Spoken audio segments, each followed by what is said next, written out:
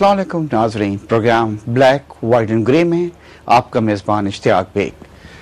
अमरीकी सदारती उम्मीदवार रिपब्लिकन पार्टी के जॉन मैकनेन ने अभी जुम्मे के रोज़ पाकिस्तान की विज़िट की है। उनके साथ कुछ और भी अमरीकी सेनेटर्स हैं। जॉन मैकनेन जो हैं वो इंडिया से यहाँ पे आए हैं, जहाँ पे उन्होंने और दूसरे सेनेटर्स ने वहाँ पे भारत के अंदर वहाँ के जो सदर हैं उनसे और वहाँ के वज़ीर आज़म उनसे दोनों से मुलाकात की है और उनका कुछ पैगाम लेके वो पाकिस्तान फ्राइडे को आए हैं। अपने एक बयान में उन्होंने ये कहा है कि अमेरिका और भारत के पास इस तरह के कई शवाहिद जो हैं वो मौजूद हैं जो इस चीज़ को शो करते हैं कि बम्बे में जो वाक़या हुआ है उसमें ISI के कुछ साबिक लोग जो थे वो उसके अंदर इन्वॉल्व हैं, और अगर पाकिस्तान ने भारत की दरख्वास्त के ऊपर उन अनासर के ख़िलाफ़ कोई कार्रवाई नहीं की तो इस तरह के चांसेस हैं कि भारत जो है वो पाकिस्तान के ऊपर कुछ अटैक कर सकता है। उन्होंने फ़ज़ाई हमले की ज़्यादा बात की।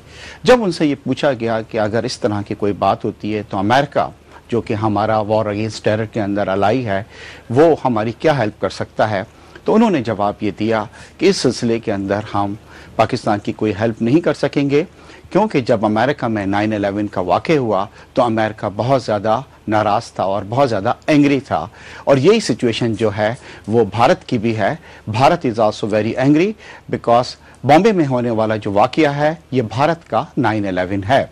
तो अमेरिका, इसका मतलब ये है कि उनकी सिंपैथी जो है इस पूरे वाक़े में भारत के साथ हैं, और उन्होंने भी ये कहा है कि हमारे पास भी कुछ इस तरह के शवाहिद मिले हैं कि जैसे पाकिस्तान नॉट डायरेक्टली बट हमारी कुछ जो फॉर्मर ऑफिशल्स हैं ISI के वो इसके अंदर इन्वॉल्व हैं।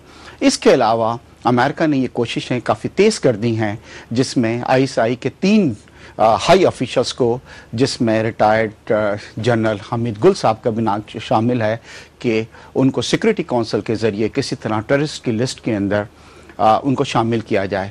अमेरिका इससे पहले भी पाकिस्तान के कुछ लोगों को उस लिस्ट में शामिल करा सकता है, और एक बार अगर किसी का नाम उस लिस्ट के अंदर आ जाता है तो फिर उनके लिए पूरी दुनिया में उसको एक एज ए टेररिस्ट जो है वो, ये एक बहुत ही डेलिकेट सिचुएशन है, ख़ास तौर पे पाकिस्तान के लिए, हमारी आर्म फोर्सेस के लिए, और ख़ास तौर पे हमारी ISI के लिए।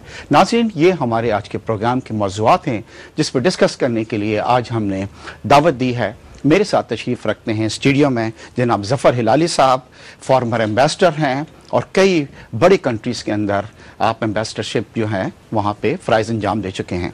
मेरे साथ में प्रोफेसर एंडी खान साहब हैं, बहुत पुराने पीपल्स पार्टी के लीडर हैं, और मेरे साथ इस्लामाबाद स्टूडियो में ज़ैद हामिद साहब हैं, आप इनको अक्सर सुनते रहते होंगे, और जियो स्ट्रेटेजिक एनालिस्ट हैं और अक्सर टेलीविजन के ऊपर आप इनको सुनते हैं, और बड़ी इनकी राय जो है वो लोग उसको लाइक करते हैं। साथ में मेरे lieutenant general retired SP Shahid साहब हैं जो डिफेंस एनालिस्ट हैं।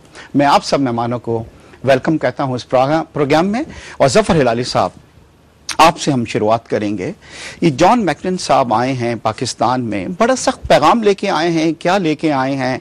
कह रहे हैं कि जी हमारे पास शवाहिद हैं कि आपके ISI के कुछ लोग जो हैं वो इसमें इन्वॉल्व थे, और इंडिया जो है वो आप लोगों पे कुछ कर सकता है, इसलिए कि उससे पहले आप जो हैं इंडिया की जो कुछ बातें हैं वो माने।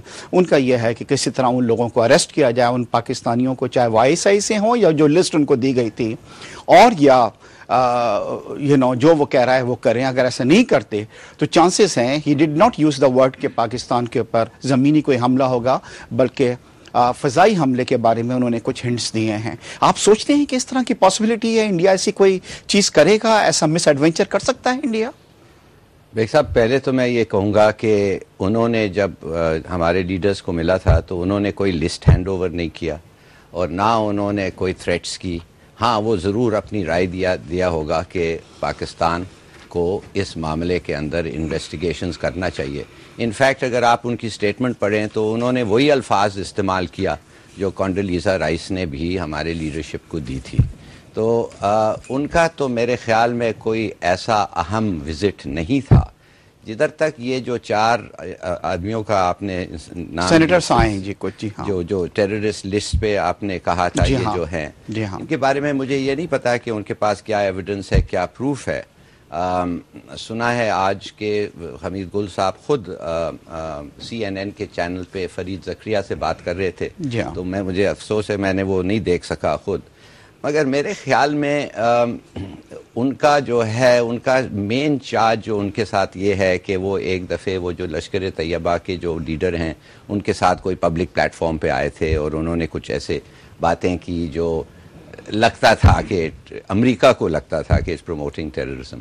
ایکچولی بات اصل یہ ہے کہ جب آپ میرٹس پہ آئیں اس معاملہ جو ہوا ہے تو میں تو حیران ہوں دی اممیچورٹی آف دی انڈین لیڈرشپ پہ. اور نہ صرف انڈیا ایک اولڈ ڈیموکریسی ہے مگر ان کے لیڈرز بھی خود 70 سال کے ہیں, اور میں حیران ہوں کہ ایسا ملک جو میچور لیڈرشپ ہونا چاہیے انہوں نے اس قسم کا ری ایکشن کیا. دیکھیے جب آپ ایک ریجن میں رہتے ہیں, آپ ایک ریجن کی سٹیبلٹی جب آپ دیکھتے ہیں اور خاص طور آپ کے ہمسائیں پہ, تو آپ پہ ایک فرض ہوتا ہے کہ آپ اپنی ریجن کی سٹیبلٹی پروموٹ کریں. اور اگر آپ کے ریجن میں ایک ایسا ملک ہے جو ایک سینس آف انسیکیورٹی فیل کرتا ہے تو آپ کا فرض ہوتا ہے کہ اس کو وہ سینس آف انسیکیورٹی دور کریں, خاص طور جب وہ سینس آف انسیکیورٹی آپ کے پالیسیز سے ان کو ہوتا ہے. تو انہوں نے جواب کیا کیا, انہوں نے بلوچستان میں they are promoting an insurgency, انہوں نے افغانستان میں وہ ناردرن الائنس کو پروموٹ کر رہے ہیں اگینسٹ دا پشتونز جو میجورٹی ہیں ادھر, اور انڈائریکٹلی اگینسٹ پاکستان. 16 کونسولیٹس کھول کے ہر چیز سنا ہے کہ یہ ہو رہا ہے. ساتھ ساتھ انہوں نے اب کشمیر پہ ان کی جو ریپریشن ہے. ظفر صاحب ایسا ہے کہ ہم ایک چھوٹا سا بریک لیں گے اور بریک کے بعد ہم یہیں سے شروع کرتے ہیں. ناظرین ہمارے ساتھ رہیے گا ایک چھوٹے سے بریک کی طرف.